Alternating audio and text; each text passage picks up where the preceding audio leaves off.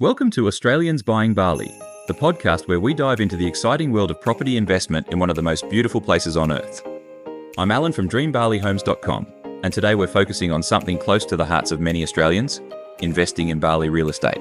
Whether you're looking for a beachfront villa, a luxurious retreat, or a smart rental investment, Bali offers it all. But the journey isn't without its complexities. Stick with me as we navigate the ins and outs of buying property in Bali as an Australian. All right, let's get straight into it. First, the dream. Picture yourself owning a slice of paradise in Bali, a tropical villa perched by the beach or nestled in the jungle. But beyond the dream, you'll need a solid understanding of the process, because buying property in Bali isn't like purchasing in Australia. Foreign ownership laws in Bali, financing options, and legal restrictions are all key pieces of the puzzle. So let's start with one of the biggest hurdles: the legal landscape. As Australians, we can't own freehold property in Bali directly. Instead, the common method is securing a leasehold, also known as hak guna bangunan or right to build. This allows you to lease the land for up to 80 years, giving you plenty of time to enjoy and profit from your investment. Another option some investors use is the nominee agreement. This is where a local Indonesian citizen or company holds the title on your behalf. But listen up, because this is important. Make sure this arrangement is watertight legally. There are risks if it's not done properly, so always work with a qualified legal advisor. Now, on to the exciting part: types of properties available. Bali is famous for its luxury villas, and these are the top choice for many Aussie investors. Picture spacious living areas, lush tropical gardens, private pools, the perfect vacation or rental property. Another affordable option is apartments or condos, usually located in trendy areas like Canggu or Seminyak. These properties can offer solid rental returns when you're not using them. Speaking of locations, where exactly should you be looking? Australians flock to places like Seminyak for its cafes, nightlife, and easy access to the beach. Canggu is another hotspot, known for its surf scene and growing expat community. If you're after something more serene, there's Ubud, surrounded by rice fields and known for its peaceful vibes.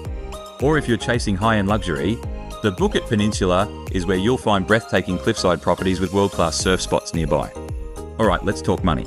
Financing your Bali property from Australia is entirely possible.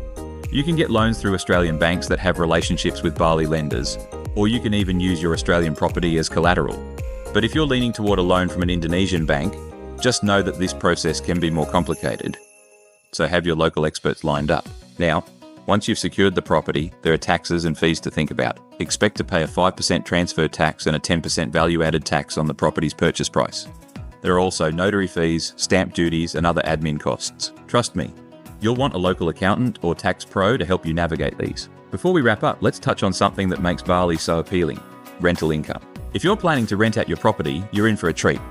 Bali's tourism industry is booming, and your villa or condo could generate significant rental returns. But remember, there are strict rules for short-term rentals in Bali. Make sure you get the correct permits and licenses to stay on the right side of the law. To recap, buying property in Bali as an Australian isn't impossible, but it's essential to do your homework. From navigating legal hurdles to securing financing and managing rental income, each step comes with its own set of challenges. But with the right advice and expert help, you can turn your Bali dream into a reality. That's all for today's episode of Unlocking Bali.